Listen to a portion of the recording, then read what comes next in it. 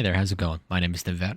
We're going to be watching a game from seeL today. It's a Vertigo game. It goes 7 to 13. So they do lose, unfortunately, but we've got some stuff to talk about.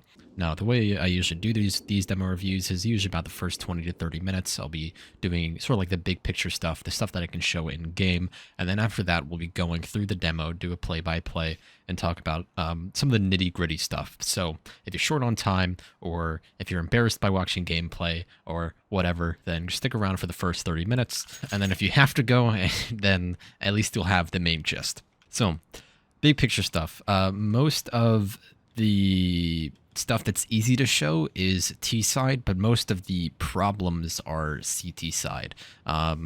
They do tie the half 6-6, so when the game ends 7 to 13, then that's 6 rounds in a row that they lost for CT side. So of course, but I can still talk about some stuff. So really, on T side, the main issue that I'm seeing, there's 3 major ones. So one, it's just sort of ineffective util. So you've got some really good utility. Like you have a nice, well-rounded set of utility, flashes for everywhere, smokes for everywhere. You can do the main stuff that you want to do. The problem that I have, and it's mostly with the flashes, is that you're just not using them efficiently.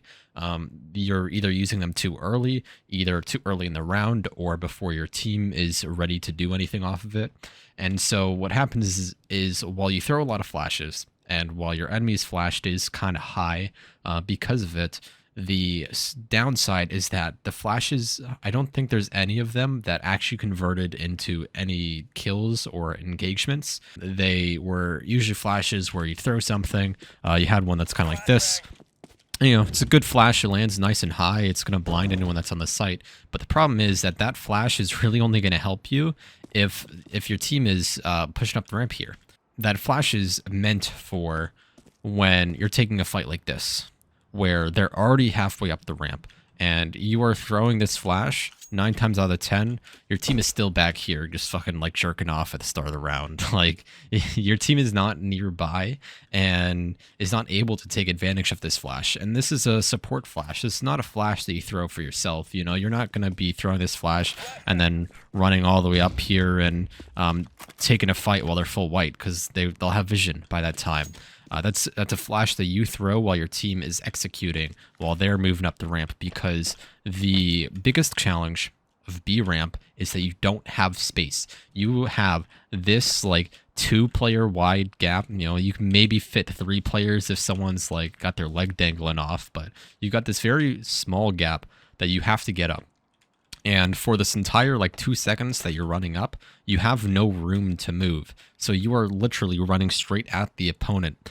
And that is the worst type of fight that you can take in this game, because the most efficient fight is one where you run perfectly perpendicular to the angle, because they're moving fastest, like visually speaking, optically speaking, your player model appears to move the fastest. But if you're running straight at them, or you're running at this angle like this, then you kind of reveal your shoulder like really slowly, or you're running straight at them and you have to counter strafe with S, and that is so unbelievably uncomfortable. I don't even do that shit, dude. So B ramp, this right here is the big problem, and so you want to kind of base your entry utility off of avoiding being here as long as you possibly can. So when you're using your flash early like this, you're either throwing it like this, or you're throwing one that lands a bit closer like that. That's not going to help you too much unless your team is already right here and they're already ready to take the fight. And the downside with these pieces of utility, and why the second one I threw, this one, is better, is because it lands directly above your team. It lands closer to, I think it's right around there. So when your team is going up the ramp, they don't have to worry about it as much as long as they're hugging this box here. So while this flash, the first one you throw, will flash the enemy team for longer, it lands deeper. The thing is, because it lands deeper, it hits your team. And when you are solo queue, you have to expect that your team is going to be stupid, or at least that they don't understand what it is you're doing. And so when you throw these flashes and you say, I'm flashing, they don't really know what that means. They don't know where that's going to pop. Even if you say, I'm flashing above you, They don't know, should they look down? Do they even have to turn? If they turn backwards, will they get hit? They don't know. And so you kind of need like idiot-proof utility. And while you have really fucking good utility, you know, like I said, you have a very wide range of utility, a very vast knowledge of it, and I'm very impressed by it. The downside is that your teammates don't know what utility that you know. And so because of that, they just don't know how to handle it. So as I've already said, I recommend, well, this flash is like objectively better in like 99% of cases. When you're solo queuing, a flash like this, where you're aiming higher and it's going to bounce off this wall, is much better, simply because it lands closer. Similarly, when you're throwing this flash kind of every round, or you're just throwing a lot of these flashes, I'm really harping on this one. I don't mean to be. It's just the only one that I remember right now. I'll point it out in the middle of the game, but that was the most obvious one because you threw it so much. You're throwing them too early. I've already talked about how you're throwing it too early for your team. Like, your team's not set up, but you're just throwing them too early into the round. Like, you're going here, the very start of the round, you're just throwing this flash, and the CTs aren't even set up yet. Just with that timing, if they're lucky, they might just be around this corner here. Like, they might be at like this box, in which case, like, you know, cool, they're gonna get hit by it, maybe. Assume that the flash was actually good. Like, they might get hit by it, but they're not gonna be like set up and ready for a fight. Like, they know, ideally, if they were good players, and I mean, I don't really know who they are, but if they were much better players, then they would see that flash and they'd know that, logistically speaking, you can't do anything off of that flash, so why would they like respect it? All that flash does is it announces that I am outside B. Like, it doesn't assist you other than potentially baiting out a piece of utility, or potentially putting a CT in a weird spot, or just stuff along those lines, which can be helpful, but you don't want that to be the only thing that you're using these flashes for. You know, you want the fight to, you want them to convert into an actual fight. So that's like 8 minutes of me bitching about a fucking flash. So I apologize. That was not my intent. The next thing, I'll just show this nade really quick. As I mentioned, it didn't really go A main, but I saw this on an Austin video today. And so when A main is smoked, you just get in this corner, you left and right click, and you aim at the middle of this like line there. And that'll just it'll pop it for you. So you don't have to do this, on the one round that you came here and it was smoked, you just like right click the nade there and it, you know, it bounces, it does whatever thing. This is better simply because it just doesn't bounce. So they might hear it get thrown, but they won't expect the pop. Alright, the next thing. So, you have a little bit of a habit of changing lanes, and this is going to be a very hard thing for me to explain, so if you have any questions, please let me know. I'll explain further or in a different way on the Discord. It's not something I've had to explain too much, so I don't have too much experience with it, but basically, you can kind of think of when you're taking a bomb site as you have lanes, and I don't mean like, you know, on... Mirage is a 3-lane map. Like, I don't mean that where, you know, there's an A main, there's a middle, there's a B main. I don't mean that. I mean that when you're taking a bomb site, there are paths that are more optimal to take because they allow you to efficiently clear certain angles. They allow you to have cover. So there's usually, I want to say there's maybe about 2 lanes per hallway. And what that typically corresponds to is you have a far lane and you have a close lane. And what you don't want to be doing is switching between the 2 lanes. Because when you're switching between the 2 lanes, 2 things are happening. One, you're in this like a no man's zone where you are in the open. The cover is not optimal because you're not really meant to be there. You are switching between 2 lanes, which means that you are switching between a pretty optimal cover lane to another pretty optimal cover lane. And when you switch between the 2, you open yourself up to kind of randomness, where it's sort of a new experience in the sense that if you, let's say that you played a lot of the YPRAC maps, and let's say that you kind of remember them. I'm hoping you do, but when you're taking a bomb site and you're taking this like outer lane, you know the angles to pre-aim, you know where you're going to expect the heads. And so that's like one path. And then you have this other path where, you know the angles to pre-aim, whatever.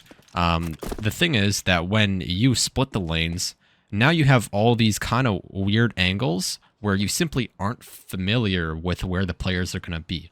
You know that, someone could be behind default, someone could be behind E-box, someone could be behind the pillar, but because you haven't familiarized yourself with it as much as these other main paths, then that introduces this sort of randomness where you just aren't familiar with it. Is really what it boils down to. And that's why people gravitate towards these outer lanes, or these two lanes, is because it is familiar. It's because that is what makes sense, both in terms of you have cover, but also it's sort of like, when you go to a park and you can see where all the people were walking, even though like no one's there, but you can see all the paths in the ground just because people keep walking there. And so what do? You walk on the same fucking path. It's kind of like that, where there's sort of a reason that path was taken, and so you just kind of follow it. These paths exist for a reason, and when you keep kind of splitting the middle here, or you keep switching between the two, you don't build any of that familiarity. It could happen where you go up and you start taking this outer lane, and now you switch over right here. Or you could switch over right here. Or you could switch over sometime in the middle. And each of those is a completely different set of angles that you open yourself up to. It's a completely different timings for each thing. It's very subtle, but it's definitely there. And adding into the fact that you aren't in cover, it adds up for a lot of not fun things, that it's just sort of this inherent disadvantage that you're putting yourself in that you should really try to be avoiding. If you pick a lane, try to commit to that as best as you can. If you have to switch lanes, that is when you use your utility. Your utility is there to give you the time, to give you the space, to give you the comfort to switch lanes. If you have to switch between the lanes, you have to do something to help you out, whether that's chuck a smoke, maybe not that smoke, but you chuck a smoke that blocks off a lot of these angles so that you can switch over to this lane and work on clearing stuff from back here. I needed a segue, so this is the segue. Deal with it. This next section is basically just about like, why do we have desire paths? So yeah, I'll try explaining with here, with middle. This is something that's sort of best explained on other maps, ironically, but let's talk about these two paths at mid, because you didn't really go mid, but I'll still talk about it. So if you are taking this left path, you're going to have much different angles. This fight is much more favorable to you. You might have to worry about, if you want to go up, you might have to worry about this, or if you keep going forward, you're going to focus more on this right side first before clearing the left. However, if you take this other lane, then you have completely different responsibilities. It does not make sense for you to be hard focusing on this angle, because while you're clearing this angle, you've now exposed yourself to this stuff in CT. So you have different priorities. And that's why these different lanes kind of exist. There are different priorities that or different angles that you should cover. And so when you work with your teammates, someone should ideally be taking this one path and someone's taking this other path. And there are two paths because they're meant to support each other. If you go with someone, that's kind of one of the ways that you can work on taking a bomb site, is that the two of you go different paths, but by doing that, you cover each other's weaknesses. Where if I'm on this right path, I can focus a lot more on CT, and it doesn't make sense for me to check elevator, because like this CT fight is way more favorable. So I can sit here and I can hold CT while my teammate comes up and he clears behind me, and then I can feel comfortable about going to elevator. So a little bit of a tangent, but essentially there are lanes on every map, and you will know the lane because that's kind of what you do naturally. So I'm going to do a really shitty thing and I'm going to assign you a homework question. So I've said already that for all maps, for almost all areas on the maps, there are only ever going to be two lanes. And there's two types. So one, you have a close lane and a far lane, or two, you have a left lane and a right lane. I said earlier that a middle lane isn't good because there's no habit surrounding it. So my question is, why is there no rigid, or maybe why is there no routine surrounding a middle lane? Like, why is it that there's only ever a close lane and a far lane? Or why is it that there's only ever a left lane and a right lane and not some middle lane that sort of splits the two that everyone takes? The last thing I want to talk about for T side is mainly just sort of pre-aiming. There's a few times where when you're pre-aiming, your crosshair is on the angle or is in the angle rather than on the angle. So there's just one round in particular, you're running mid with a Tech 9, and you've got your crosshair just kind of in the wall while you're moving up. And that doesn't really help a lot because like your focus is most likely on your crosshair, and so when someone swings you're going to react a little bit slower, which sucks. But then also you are going to be mechanically slower because you have to flick over to them. So you've got your brain, which is focused on something else, and then you've got your aim, which has to adjust for it. So why is your brain kind of focused on something else? Or like, why do I say that it is? Because I notice that 99% of the time when someone has their crosshair on the angle like this, they are not focused on the angle that's immediately in front of them. They're thinking too far ahead. Maybe not thinking too far ahead, but they are conscious about, for example, boost here. So they've got their crosshair like this because they want to take a fast fight to boost. So they're already setting up for this boost fight. But realistically speaking, especially when you're pushing mid, it is very likely that anyone can be along here. And so you have to be ready for that fight. It doesn't make sense for you to be coming around the corner and then just not looking at the fight at all. So try to be a lot more conscious about making sure your crosshair's off the angle. You're very good at it when you're like clearing these angles one by one, but it happens when you're rushing and when you're focused on an angle that just doesn't make sense to be focused on yet. Those are the two times, and when they work in tandem, that's when this effect, I've noticed, is the most common. And not just with you, this is something that happens all the time. I do this shit too. It's whenever you're rushing and whenever you're thinking about a later angle. They kind of feed into each other because when you're rushing and on the round you hit a Tech 9, it makes sense to be worried about the boost because you have a fucking Tech 9 and they have like rifles. So you want to be ready for that fight. And I get that you want to be ready for the fight. It doesn't make sense to be ready for that fight when you're not even there yet, you know? Before we segue into CT side, I'll talk about just a couple spots that I really like to play. It's mainly going to be on B ramp because I think it's something that you should consider. So obviously, I'm hoping you can come under here and spam that. But what I don't see happen as much is anyone taking this angle here. So this is an unbelievably good off angle that it's great to play post plant. It's great to play when you're taking a site. It's great to hold the bomb here as a CT, and that's why I'm using this as a segue. Unbelievably good off angle because you can jump up here, get an even better off angle. You can walk up the ramp here, and you don't have to worry about like your teammates on this side, and then you're already up, and you don't have to worry about like getting around this pole. And it's also good because what will often happen is CTs will throw a smoke that will land here, and you get up on the railing and you can just see over the shit. And because you're coming up on a slope here, you can come up crouch and then just uncrouch and you just have the angle already. Or because you're coming up on an angle, you can have your head pop up at some like weird time and just have that fight ready. So unbelievably good spot here, highly underrated. And so why is it good for holding the bomb? So oftentimes as a CT, if you are aggressive, there's a chance that you'll kill bomb like down here, and you'll know that the enemy team isn't anywhere nearby. And so you can just sit here and crouch, and no one clears this shit. I'm telling you, absolutely nobody clears this shit. They won't really see you if they come from the left, because if they come from the side, because in order to see you, they have to come all the way here. And who in their right mind is going to be checking this angle? You know, this is not something that you ever see play. And so even if they do see you, like you still have eyes on them, and so you have a chance. You might not win the fight if they clear you, but the fact of the matter is they're just not going to clear you if they do go here. The only time that they ever go underneath that late in the round is if they want to check here. And so their focus is going to be elsewhere. And so you can abuse that against them. So unbelievably good spot there. And then when they're coming up the ramp, what happens is they're going to have their back turns because they're focused on white box, exclusively white box. Because when they come up the ramp here, they see you at more or less the same time as they're exposed to someone standing here at white box.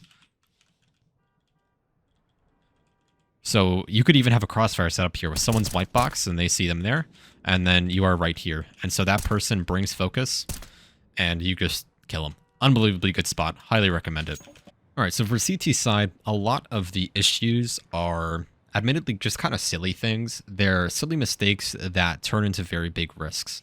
That most of the time it seems like they come from some sort of lack of focus, or maybe more so a lack of consideration about what can happen in that situation. Typically, you're getting very jumpy with these rotates. You're either rotating much too fast, or you're pushing forward when you maybe shouldn't be, or when you're holding an angle, you only hold it for a quarter second. I really don't think there's a time on CT side where you're just sitting here and waiting for an angle. I should mention, I really love this spot too. Fantastic spot. But there's not really a time where you're just sitting here and waiting. You're very antsy, you're very impatient, I've noticed. And what that leads to is that you push up a lot. When you take a fight, you kind of jiggle for a few times, and then you decide it's clear. That's fine, but there are times, one random thinking about where you come in here, you're in this ladder, or you're in this room, you hear someone has dropped down the ladder, and he knows they're here because he heard you coming down.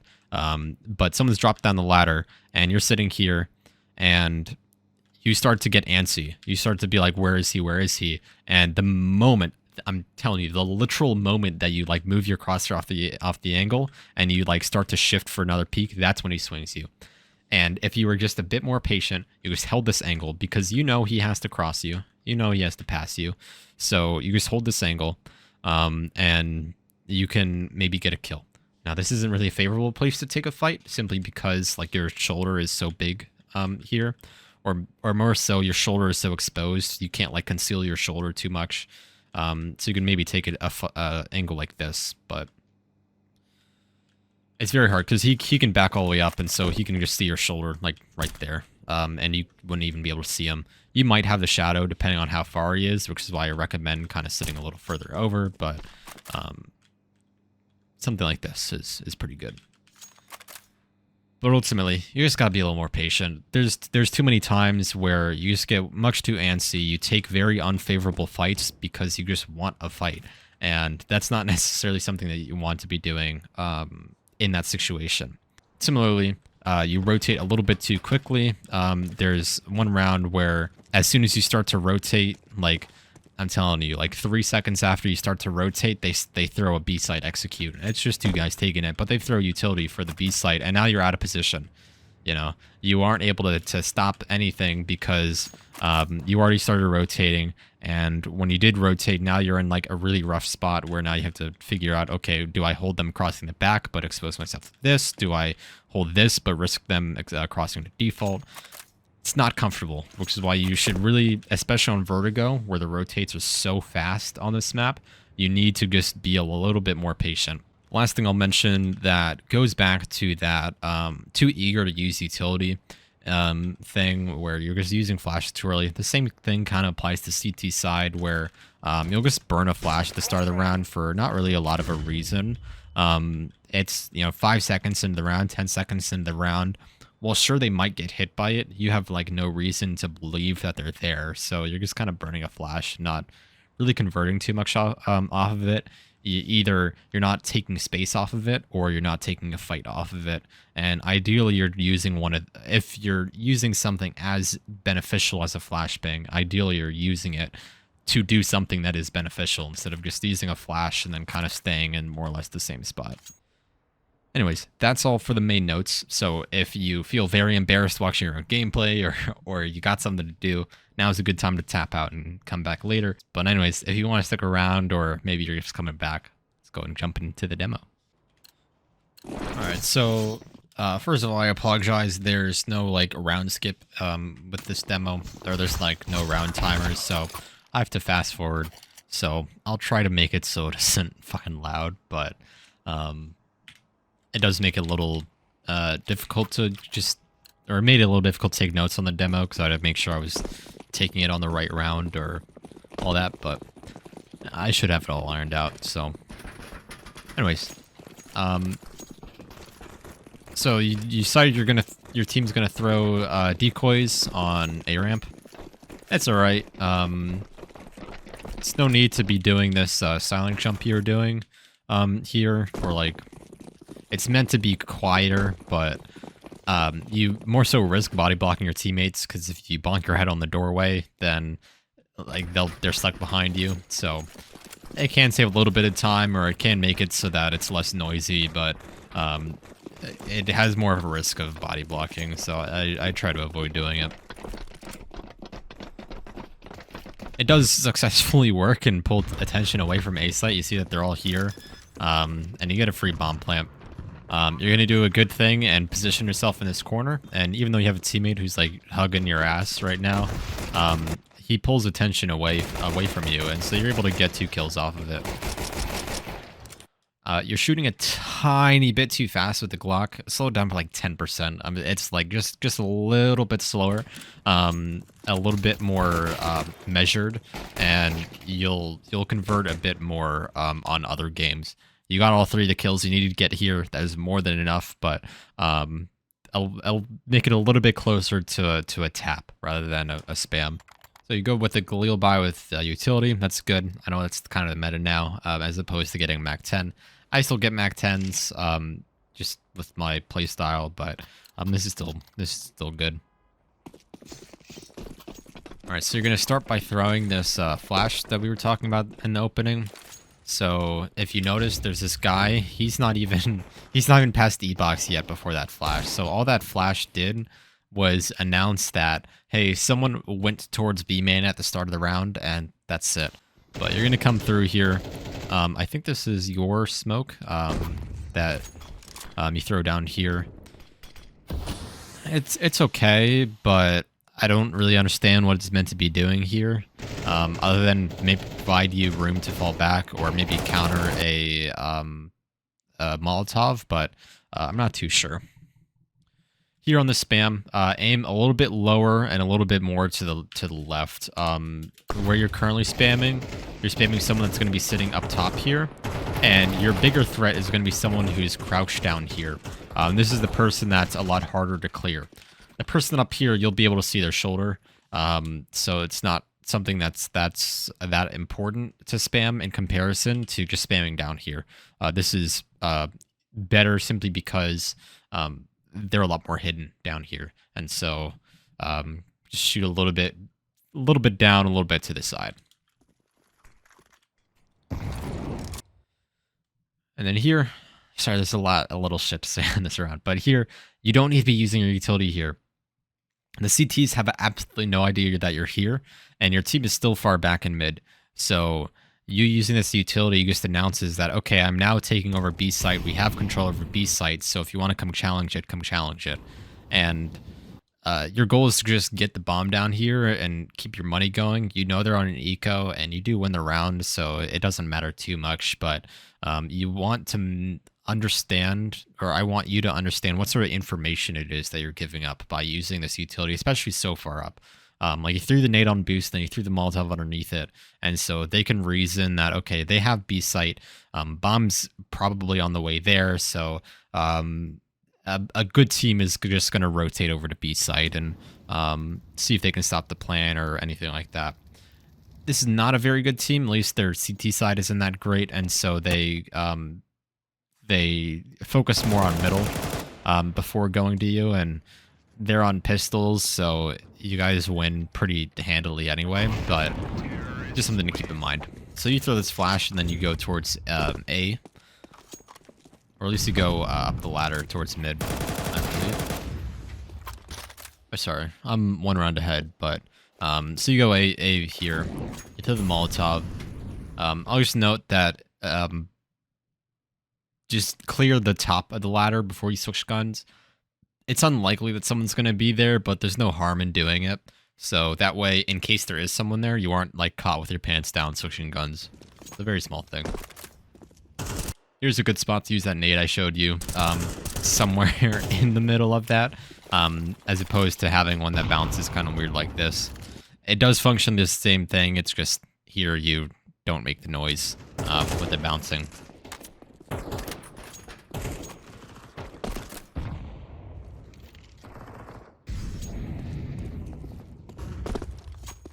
Alright, so this round, I feel like your team as a whole are kind of confused about where they want to go, where you're just kind of going back and forth, and um, because you ran into your teammate just now, that implies to me that no one's really sure where they want to go. Like, the guy you just ran into must have thought, okay, I'm going to go A now after I throw the Molotov. So you start to go to A, and now, okay, you're here. And now that goes against the plan that, or the expectation he had in his mind. So now he has to come back and re-clear this space. So we see here that you're not really ready for a fight, and you really should be.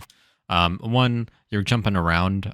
You are exposed to white box here. If this guy was pushed up and he was just sitting right here, he would have seen you jumping, and he would have seen your head and been completely ready for this fight. He's still pretty ready for it, but we'll play a little game called like Where's the Crosshair, and I want you to focus on like, I'm just going to pause it a couple times and like show you where the crosshair is. So as you're coming up, you are already pre-aiming default.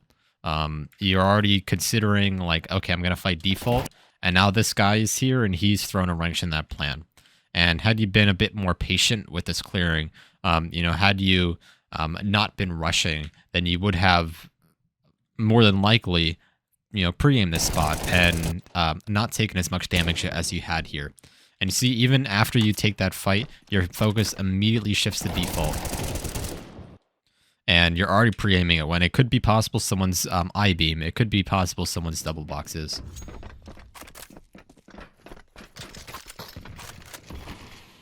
Anyways, you guys take the site.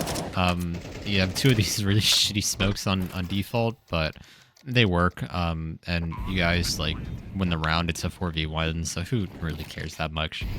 It is round 4. So you throw a flashbang. It's too early for your team to be ready for it. You see your teammates like not even here yet, and so here you are coming through. The flash would hit someone who's all the way up here, but that's not possible this early in the round. So it's not benefiting you too much. And now you're gonna clear a boost. And now there's 4 of you guys, and or I guess all 5 of you guys are here. What you're going to do communicates a communication issue where you're going to throw a smoke that lands in the middle here while your team is taking the fight. And this smoke up here is a smoke that your teammate missed. It bounced really fucking weirdly and went in here. But regardless, if his smoke landed, then your smoke as well just cut off the only place that you guys could have gone. So the smoke sort of invalidates the fight, and it doesn't really make sense to be using here in conjunction with the smoke for boost. You got to use one or the other if you're going to go somewhere. That to me tells me that either you didn't call that you were smoking, or he didn't call that he was smoking, or both, or maybe you both called it, and it's just, that's how it worked. But basically, both these smokes kind of shut down the middle here. And so, you leave, you go to check a ladder while you leave your team doing whatever it is they're doing and dealing with whatever smoke it is they're doing. And now you're coming back. And so over these last, 5 seconds that you threw that smoke, you aren't able to, or you aren't contributing anything here, really. You guys do notice that the smoke is fucked up, and so you decide to go boost, but had the smoke landed like it was supposed to, you guys would have been locked out, and you guys would have still been in mid for the next 10 seconds. But it's a 5v1, so who gives a fuck, am I right? It would have been good to just keep the smoke and just not really use it, especially once you guys had won the fight. I think that smoke would have been good to throw before the engagement came through, but again, didn't really seem like anyone communicated what the intent was or what was happening there. Alright, so this flash pretty early. I believe this is the one time that your team is like kind of with the flash, but you see this guy, he's going to get hit by it. It's not too terrible, but it's enough that he gets hit and he walks forward and he walks into this nade, body blocks the team, which means that now these two guys, Dolo and the guy we're watching, have taken more damage than they really should have, all because the flash kind of hit them. So how do you use that other flash I suggested where it bounces off the left side? That lands a bit closer and it prevents that. And now your teammate is already all the way up, and because of the nature of how this pathway works, it's going to take a second for you guys to get close enough to trade him. And because you've got a teammate right next to you, you don't have room to be moving. And so you have to use utility somehow to cut this off. And you guys have a full set of utility going into this round, and the fact that nothing came down until after you guys were already up past these stairs is concerning and should have not been a thing. You guys knew that they didn't have a lot of money. You've killed them on every single round, and they had a full buy last round, so their money is really bad here. And we can see up at the top that confirms the theory where they didn't have anything. So if you just use utility to cut off the fight, you'll just win. Because instead you're just taking raw aim duels and you're just flipping a coin each time, and sometimes that coin doesn't really go in your favor. Like this run, where you guys do end up losing. I don't think that smoke, it misses, but the smoke that you intended to throw, I don't think it should have been used here for smoking off E-Box. Even with this missed smoke, I think you should have played around it, because you have the smoke on, where's the mouse? You have the smoke on default over here to the left, and so by pushing through the smoke, you like have the cover back here. And so you have the room to like come here and clear this. See how this guy isn't even like concerned. He just isn't even aware of it. And so it gives you room to fight. Now, it was a 2v4, a 3v4, so maybe not that favorable, but you can play around missed utility. Just because it doesn't go where you wanted it to, it doesn't mean that you can't do anything with it. Alright, so you're going to throw this flash again. It's much too early. You see this guy's, well, I lied. They're not actually playing B site. So that kind of ruined my fucking, my punch, you know? Nice. You guys are going hard with this execute. There's this mist smoke, or this kind of mist smoke on default. And we see here, you're changing your lane. You are changing your lane. It's okay because you have this smoke that's covering it, but I just want to bring attention to it. You're changing your lane, and because of that, you take this fight here, but you don't recognize that this guy right here exists or could exist. And so you kind of jiggle in spot, like you jiggle in place. Had you played around the smoke better, or maybe started on this path, you would have recognized that, like, what space you had available to. Ultimately, it's just, like, you had no reason to be looking to the left here as well. It doesn't make sense for you to look, because you have teammates behind you who are going to be making that first contact. So, a mix of a bunch of different things. So, you switch lanes, and if you wanted to keep pushing through, pushing up here is very good. This person on default is going to be more worried about this back lane than they are about someone pushing through here. That's just how it is. I don't know why. It's just how it is. I've always noticed it.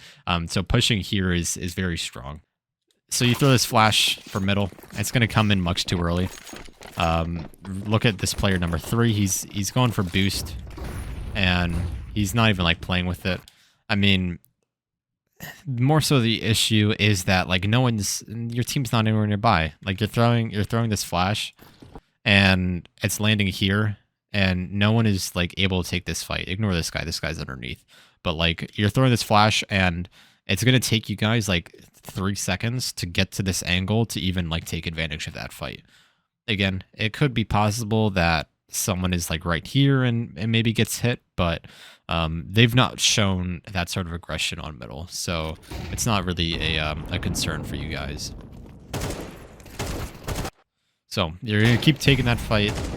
It sucks, and there's like stupid little things I could say that like I could maybe do differently, but nothing that really makes sense. The only thing that I'd say is that after you take the fight, you can get your elevation switched, so you're jiggling into this angle, but you're like hugging the wall. So your head height is like right here. And if you back up and swing further back, you can change kind of like your visual elevation on his screen and force him to flick if he wants to like hit your head. Um, Very small thing, not super practical, or maybe it's not as beneficial as making it out to be. It's just something in your toolkit, or you could maybe after doing the jiggle, you can throw in a wide swing. There are options. You don't have to keep jiggling into the bullets. All right, it's round 8, so I gotta scroll down because my notes are off screen. So you're gonna go. You have to go back to get bombed because your lovely teammates dropped it. This guy's being fucking useless, but whatever. So your teammates get Molotov. You're gonna come up here and you're gonna smoke the Molotov like while it's already fading. Your teammate misses the Molotov, so you're standing in it right now. I don't think Face It has team Molotov damage, and hasn't had for a very long time. Like, your teammate is already dead top ramp, so you don't have to be pushing up to, like, trade immediately, because if you try to trade, like, this op that killed him is already going to be ready for you guys. And, like, you've just swung into him, and now he's headshot you, too. So, there's no need to be hunting that much for that trade there after your teammate already overcommitted. Really, I think what you should have done, since you were so late, and since your fucking dumbass teammate back here is just crouching in a corner, you should have gone lane here. Or wood, or speedway, or side hall. Should have just gone up this path here. You have an SMG, so it's going to be a bit more favorable for you here, as well as you can support your teammates by pinching whoever it is on default. That's really the main goal of it, and instead, the three of you guys bundle up. This guy's just sitting here doing who the fuck knows what. Could have maybe used like a flash here or there to like get some people off an angle, but I think the main issue on that round was just positioning yourself for something more favorable rather than swinging the op with the MAC-10, All right, so we're gonna go mid again. This is the round that highlights the crosshair being in the angle rather than on the angle. So I want you to pay attention to where your crosshair is, and I'll slow down. I want you to think about like where someone is realistically going to be. It's 7 seconds into the round. So where's someone going to be? You come around here. So no one's really going to be to the left, and look how you're already pre-aiming boost. You're already like setting up for that. And now you have to flick all the way over because this guy swung into you and he just double taps you. Nothing that really makes too much sense here because, like, look here. Your crosshair is just in the middle. Like, no one's going to be on that angle there. So no one's going to be far left. Maybe they could be here, but it's not likely. And again, this guy just swings into you. So you want to make sure your crosshair is off the edge so that you're a bit more ready for the fight. That last thing, it's especially important because this is like the earliest fight you can get on this map. And so you have to be very prepared for it. More than anything. Like on B ramp, you know exactly like it's going to be this peak. On A ramp, you know it's going to be someone peeking from up top. But on middle, it's this fight right here. That's the earliest that they have. And so you need to be prepared for this fight. Even if they haven't really shown mid-aggression, it's just a good habit to have to make sure that you're very cognizant of having your crosshair where it needs to be in case you like run into someone. So you guys are throwing flashes for B to bait a rotate, and it works. Like, look at this shit. Look at this fucking mini-map. It's like fucking like, I don't know, what's it called? Like bees or some shit, just insects swarming around, moths around a flame. That's what it is. So, given all that, given this guy's pushing the smoke, I don't give a fuck you pulled out a grenade. It's whatever. Given that, you get this kill. You gotta go somewhere, just ASAP.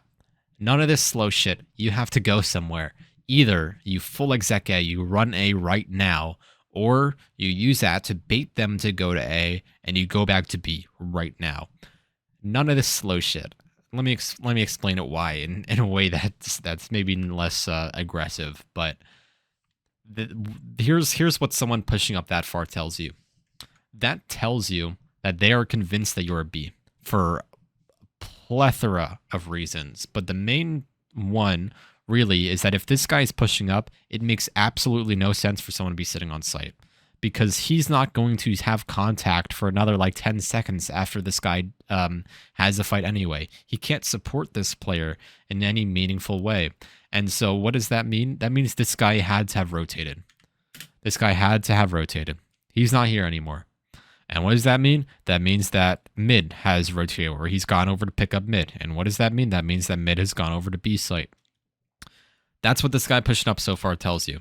It also tells you that even if this guy is here, just jerking off on A site, he is alone. The default on Vertigo is a 2-1-2. Maybe a 2-2-1 where it's 2 here, 2 here. Sorry. 2, 2, 1, maybe like that, or maybe it's a 2, 1, 2. That's the default. And so if you kill one, that automatically means that you've only got one person here. At best, or maybe at worst, they'll have 2 people here because they'll have one person rotate. But if this person's so far up, that means they're not here. So you need to go. Just go, go, go, go, go. You don't even got to waste time on utility. And instead, you guys are respecting the smoke. You guys are quiet. Bomb is, I don't even know, he's going to B. And so you guys are kind of bringing attention over.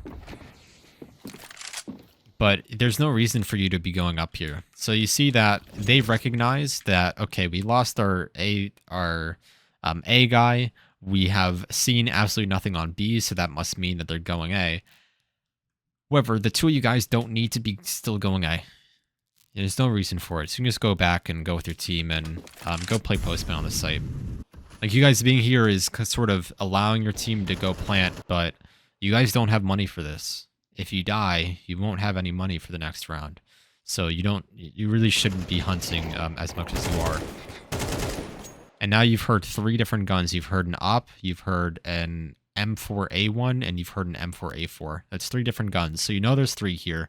And there's only 2 of you guys. So that means there's 1 person unaccounted for. That was this guy sitting in this corner right here. 1 person unaccounted for. And that means you guys have B for free.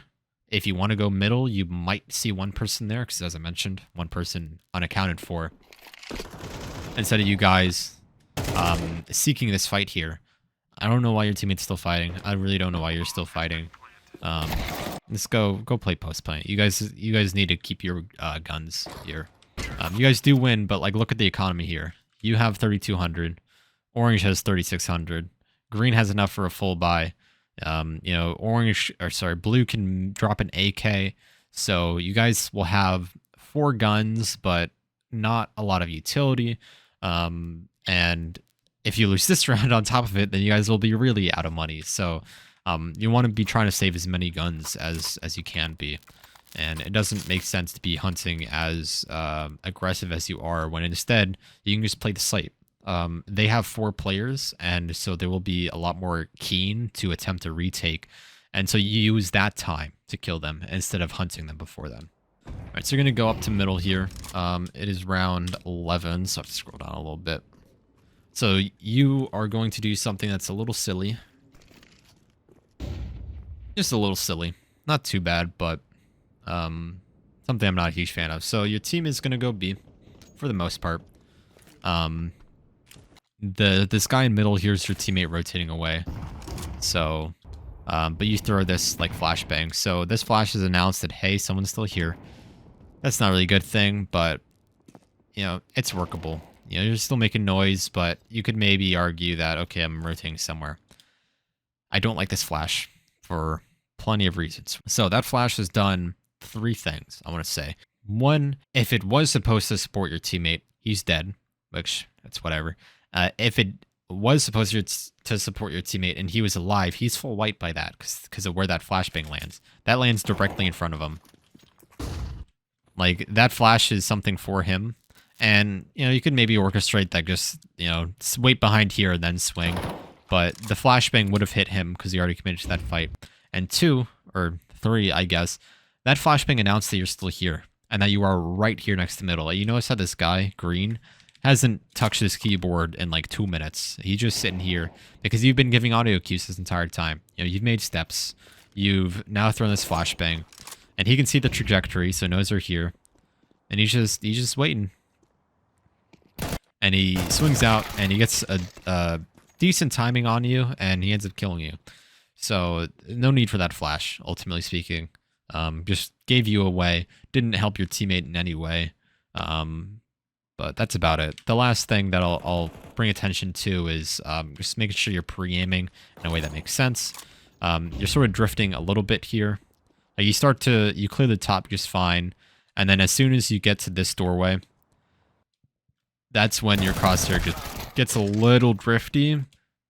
Nothing too bad, but just a little. I'd like to be just a little more trained on a specific angle. You guys do get the plant though, which means you have a tiny bit of money here. No utility though. Let me go back to you. So you've got a Mac 10, and you're going to go be alone. Got the smoke for the Molotov. And I want you to hopefully, at least I believe you did, you saw this trajectory for that smoke. It's not very clear you saw it for like a frame, so maybe you didn't, but given where it landed and given where you're looking, you seem pretty convinced that someone is either white box or on the left side of sight. And so when you go up here on this back lane, you get timinged. It's unlucky. Your crosshair was kind of on it, but even if it was on it, you had a Mac 10, he had an AK, so you're just kind of fucked anyway. The only thing I could maybe say is to take just a different pathing on this site. Perhaps push closer to this right lane instead of this left lane. And that way you keep these angles closer. Just a little bit closer. Because back here you're having these angles be like all really far. And so while here you are taking a risk by exposing your back to stuff, the benefit is that these angles are a lot closer range, and you have a little bit of cover just with the default box and with this E-box. And so you have some options that you do get from it. So if you're already taking the risk of lurking out B, and you don't have any utility, and you have a Mac 10, what's the harm in taking a little bit of an extra risk and taking that path? Hello. So I have to re-record like some of these rounds for CT side because my mic is like really shit for the first like 4 rounds.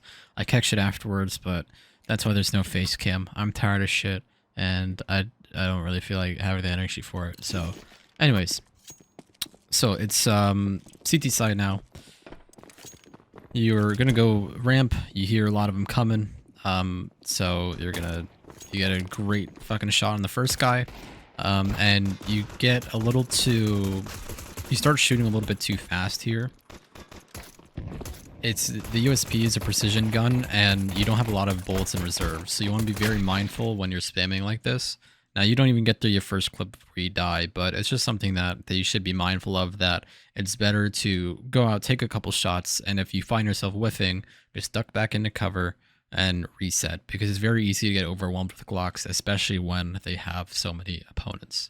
Right, so this swing, it's a little dangerous, it's fine, but they can see you pretty quickly here.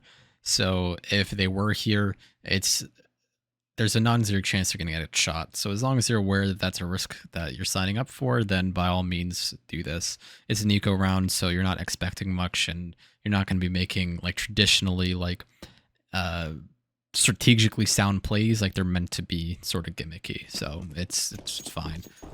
You don't do it again this half, so it's not too important, as long as something you recognize. I just realized the X-ray is off, but there it is. So the positioning there is a little dodgy, but really it's just because you guys didn't realize they were so close on mid, and there's not a lot that you can really do about that once they are already through. So you just have to be, I hate to say you just have to be aware, but that's really all it is. I think it would have been better to back up a bit to try to get some space between the SMGs, but at the same time, the only gun that you heard was an AK, and so if you create space against an AK, you're only helping the AK out. So it's a little sketchy, and this isn't really a round where I can give like valuable advice, simply because it's not a round where you're doing something that's traditional, like by the books. It's not meant to be strategically like perfect, So here we're gonna see you're incredibly antsy. you can't do the same thing for like more than 3 seconds here. Um, so when the round starts, you come here and you're kind of jiggling behind this. You decide you're going to throw a grenade at about 10 seconds into the round. Is a decent nade if they were a bit more aggressive, more so in the sense that if they were just walking up instead of this guy who's standing down there, then it would have converted into more damage, but it's alright. But we see it's 15 seconds into the round. There's been a single contact on A because somehow the three of them let this guy get all the way up. And it's this one person who just comes through and just rips apart your team. And you begin to rotate much too early.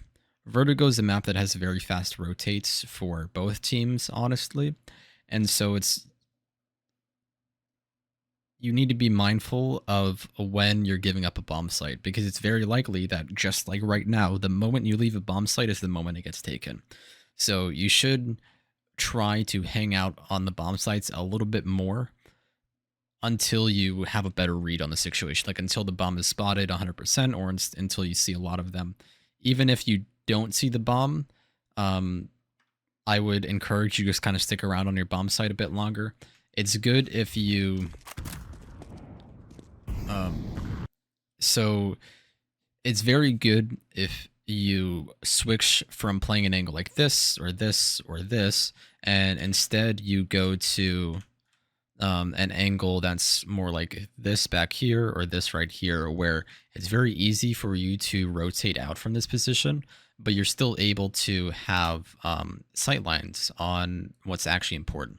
So by playing in these spots, you enable yourself a faster rotate. You shave off all this time out here. So the way that I think you should be playing B is you play a bit more of the spots like over here, where you start with these longer rotates, and when stuff starts happening on the other bomb site, that's when you back up and you play some of these other positions, back by default, back by E-box, and then once bomb has actually been spotted, that's when you would continue to rotate. Then this would be the next step, would be to rotate there. So it's these sort of like different steps where first you see contact here, or you might have contact down here. If you don't have contact, then it's whatever. Then that's when you back up to these three spots, and then you back up even more. Instead of you playing a spot like this and then rotating immediately. Like this should not be one continuous motion. You should be stopping along the way.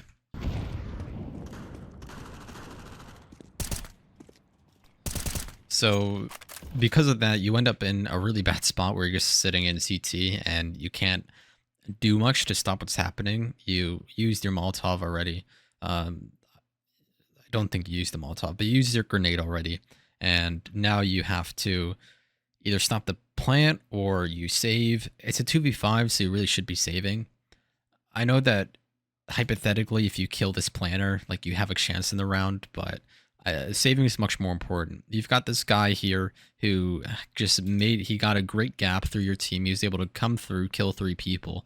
And so you can pretty easily assume that he's going to keep coming through behind you. And you're sitting behind the smoke for a while and he's already like right behind you. I think you should have just been sitting, holding the flank, punishing this guy who's aggressing through, and then you focus on going for a save. Because ultimately, these people on site, they don't know you're here until you get spotted when they're crossing. They had no idea you were there. They assumed you were because they used utility, but they went for a plant, so they figured they were safe enough. All right, it's around 16, so you don't need to be going as quiet here as you are. What you're doing here is fine, but what I take an issue with is you start making noise here, which it's okay, you can mask it, but you don't need to be staying quiet now, because your teammate here with the shotgun has already announced to them that, hey, he could come through here. I don't like red. He could come through and push behind him. And so it doesn't matter if you're quiet, it doesn't matter if you're loud. They are going to be focused on, or at least they're going to consider this angle. And so you just need to get there. Your cover is essentially blown by virtue of the fact that he took that fight and was seen. Even if he goes back and he takes this fight and he dies, which he does, they will still be thinking about someone being down here. So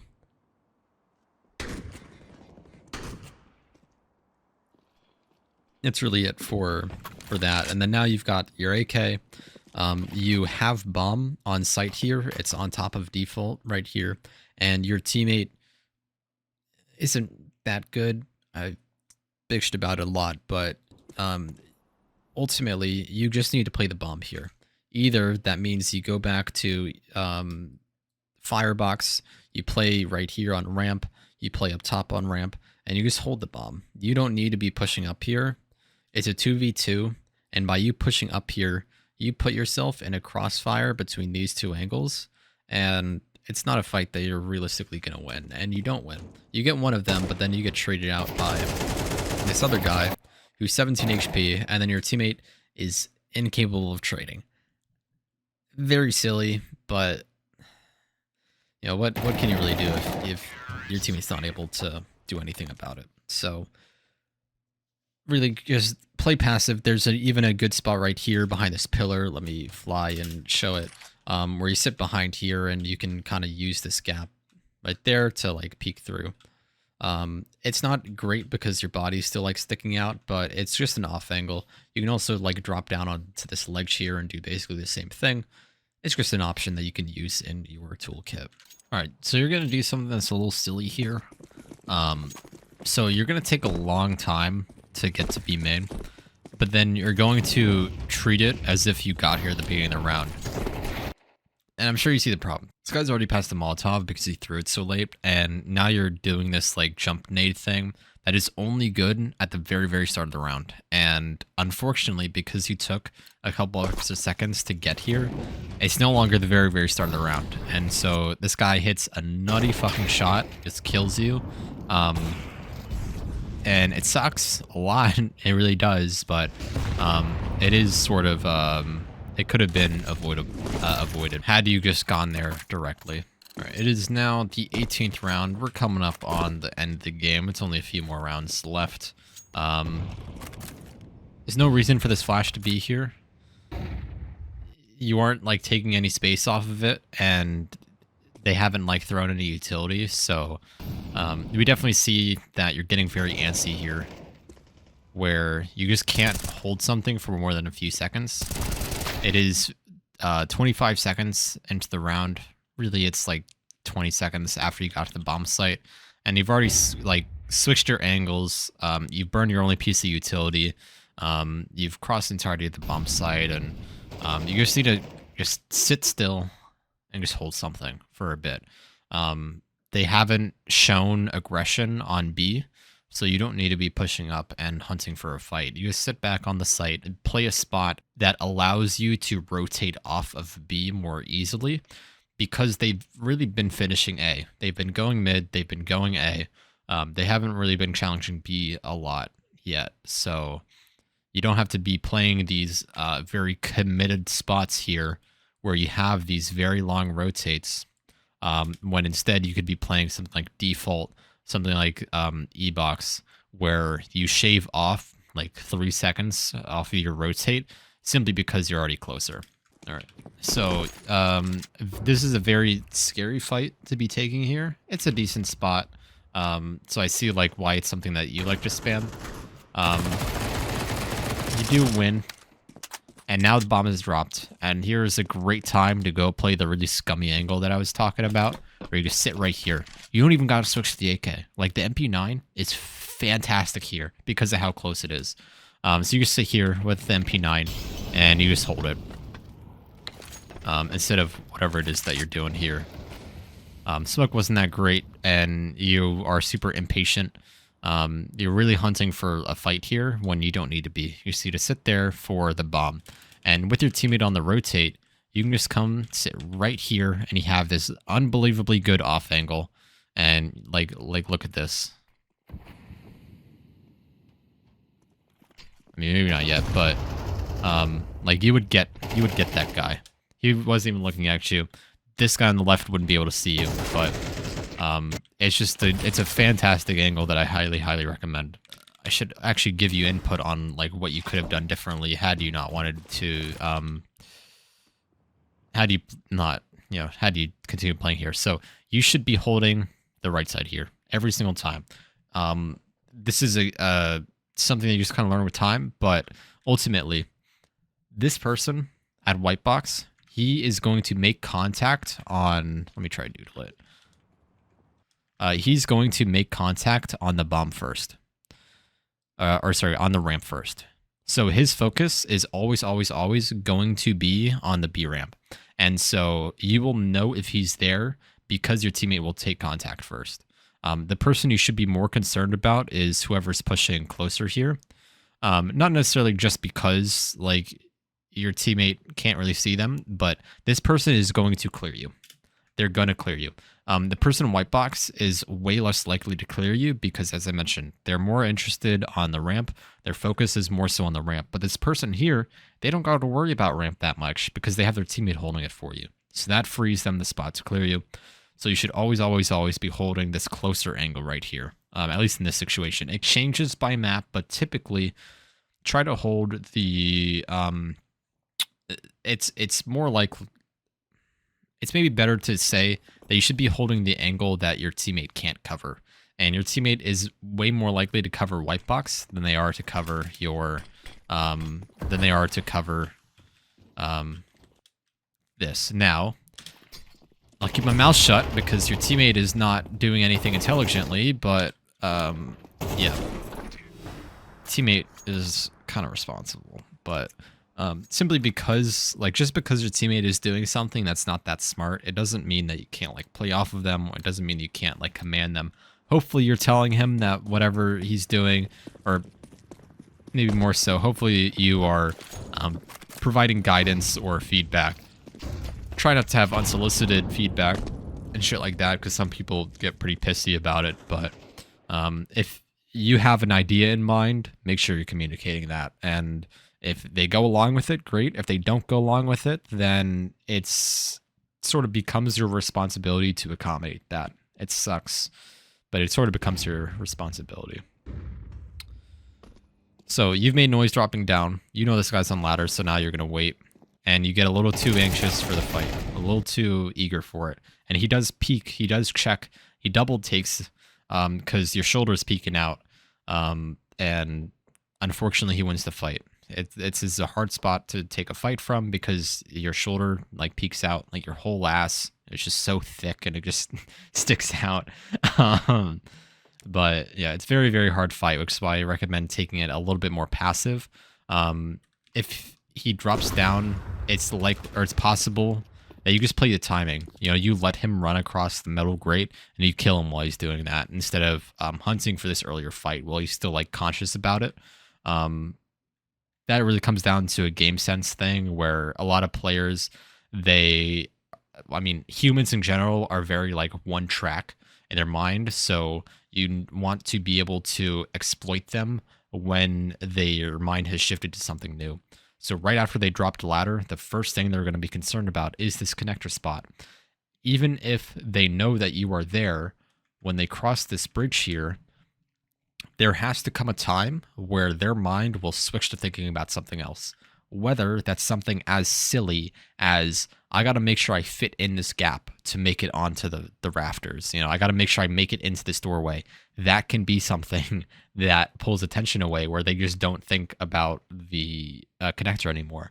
Or they start crossing and they're like, all right, I need to get ready to look at my teammates and evaluate what my teammates are doing. Stuff like that. And that's ultimately what lurking is meant to take advantage of, because it's okay if someone knows that you're flanking because they will forget. It's crazy, but like they will forget, or maybe not forget, but they will have to focus on other things. They can't focus on you the entire round, except in very rare circumstances. But that's something that you should be exploiting if you are in a situation where you know where each other are and you just have to sit there because like he has to go to his team. There's no way that you can like get a better spot on this fight It doesn't make sense. I wish I could show them. Yeah. It doesn't make sense for you to be rotating back to B.